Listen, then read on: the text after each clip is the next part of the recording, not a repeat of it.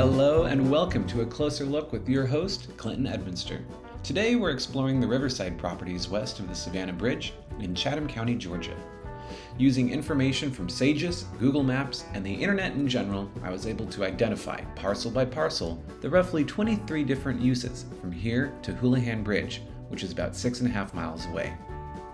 Also, this video is just one long 15-minute recording made in Google Earth Studio, an impressive online program with amazingly accurate 3D models of our natural and built environment. No cuts, no fancy edits, we're just going to float along and talk about these properties. Starting with Ocean Terminal, a 200-acre ro-ro and break-bulk terminal operated by Georgia Port Authority. Ro-ro is short for roll-on, roll-off. Think anything with wheels. And break-bulk is anything that can't fit into a regular shipping container. Cars, heavy equipment made at the local JCB plant, oversized or extremely heavy objects, all of these items still require shipping, and ro-ro and break-bulk ports make that happen. Further west we find Colonial Terminal 1, owned and operated by Colonial Group, who own a variety of subsidiaries including the end market gas stations. Colonial Terminal 1 is a bulk liquid terminal set up to move a variety of fuel and fuel additives between land and river. At this site, fuel can move between storage in the many tanks, rail, truck, and tankers. In this capture, there's a tanker currently taking on delivery or delivering fuel, it's hard to tell which one. Connecting the tanker to the rest of the terminal is a very complex looking coupler of sorts to help make a secure connection. I'd love to see that up close. Next to this is Safe Harbor Marina, a premier deep-water superyacht refit, repair, and maintenance facility. According to the website, there is a Collins Quarter Portside Cafe that I've never heard of. There's no Google listing or online presence, but I can definitely smell fries when I checked this out. If anybody knows how to get in, let's meet for lunch. Next door is Southeastern Ship Terminal, a private, non-union bulk and break-bulk shipping terminal.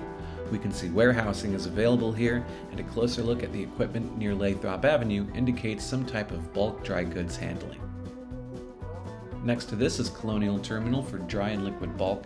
There are some very tall concrete silos, 3 rows deep, for storing bulk items, and right on the river we can see another bulk liquid coupler device and an even more massive dry bulk coupler for getting goods off of trains and trucks and onto ships.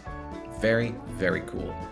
Most of these parcels along the river can be thought of as capillaries, places where rail, road, and river come so close together that transfer between the three becomes seamless. The term for this is intermodal, and it's critical to the overall functioning of our economy. Next up, we find the Savannah Paper Mill, owned and operated by International Paper. This massive site manufactures paper goods for use around the world, and is also a mid-sized electricity generator in its own right. 2 power plants, a 71 megawatt gas plant and an 83 megawatt bioenergy plant help power the enormous electrical loads a plant this size will need. Making any paper product is a water, energy, and chemical intensive project. Proximity to the river for this plant is less about logistics and shipping and more about access to huge quantities of water for cooling, processing, and cleaning.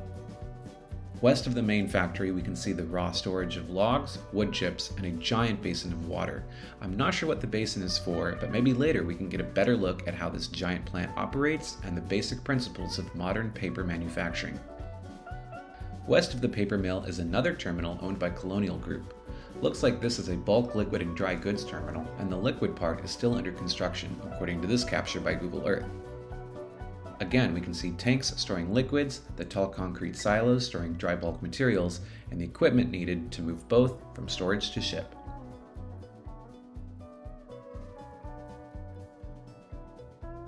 Next to this is the mouth of the Dundee Canal and a parcel owned by Gold Bond Building Products, a brand of National Gypsum, a manufacturer of drywall and drywall materials. These piles are probably associated with manufacturing drywall and other building materials.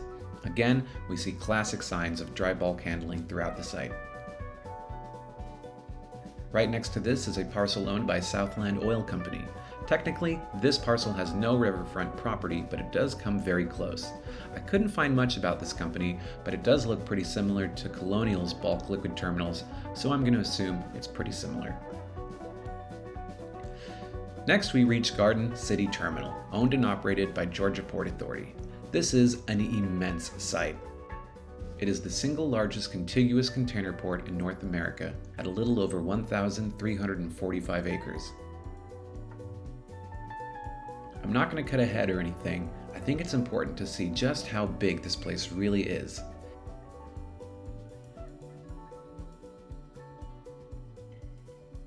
Quick note, for some reason Google Maps has scrubbed both the ships and most of the containers from this site and replaced them with repeating textures of the terminal's asphalt. On other maps, like Apple Maps, this place is absolutely packed with thousands and thousands of containers.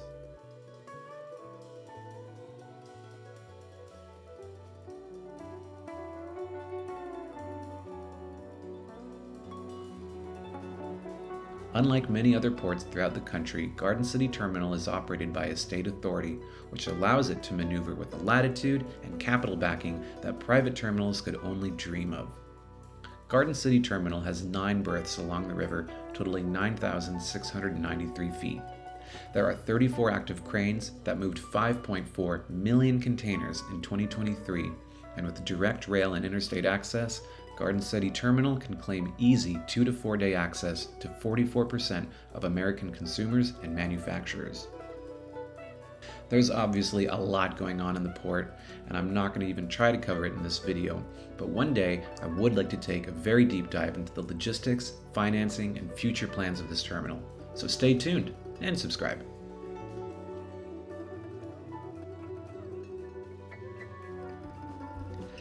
West of the port is the U.S. Sugar Refinery. This large-scale food plant is pretty self-explanatory. It refines sugar. Formerly owned by Imperial Sugar, this plant and the entire company was purchased by U.S. Sugar in late 2022. This plant was also the site of an explosion in 2008 that killed 14 people. Investigations later showed that the explosion was caused by a buildup of sugar dust in the air. Next is Georgia Atlantic Ports and/or Freeport Transportation. This is another private logistics and break bulk company. At the bend in the river is a large pylon and an electric substation operated by Georgia Power. And just west of this site, in the undeveloped and developed areas right here, is where the Georgia Steamship Transshipment Facility was recently completed earlier this year. These images from Google must be from before 2021, as Georgia Port Authority has been working on this site since then. I'll definitely be doing a video on this in the future, as this is the newest and largest addition to the riverfront in some time.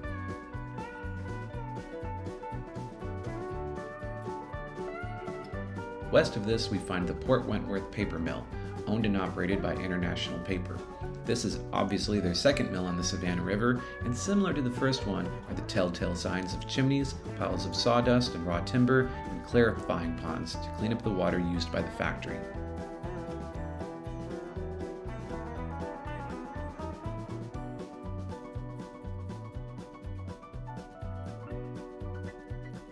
As we zoom out and away, we find Houlihan Bridge, a swing span bridge originally constructed in 1992 and widened in 1954.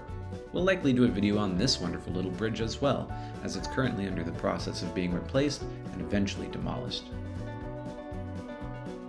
For now, this is the end of our exploration. As we look back on the 6.5 miles of riverside, it's hard not to wonder about the impact, economically, environmentally, and culturally, that this densely industrial area has had not only on our community and our state, but in a very real way, the entire world. Thanks again for watching and for taking an interest in the built environment you helped pay for.